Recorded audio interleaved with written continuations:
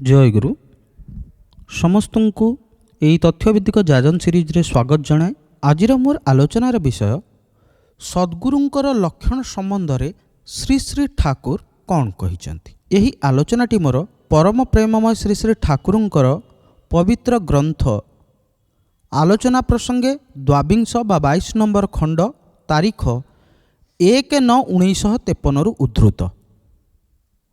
Eighty Shri Shri Thakur सद्गुरुंकर लक्षण संबंध रे प्रश्न उठाई कहिसेंती जे सद्गुरुंकर बहिर्प्रकाश रे यही देखा जाए जे से हेउछंती अनरिपेलिंग आधरांस अच्युत अनुराग संपन्न।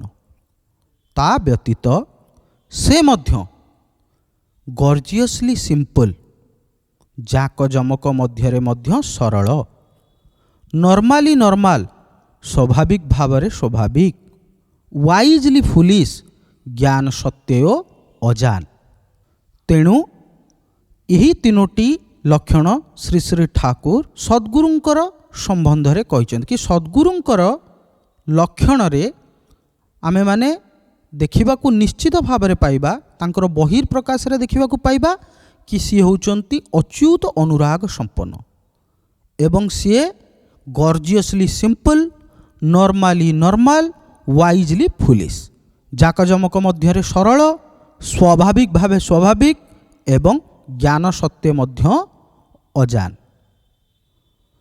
तेबे आजि पई एतिकी पुणी किछि नुआ तथ्यभित्तिक आलोचना सहित आपणक सम्मुखरे उपस्थित हेबी। समस्तंको हृदय सहकारे जय गुरु।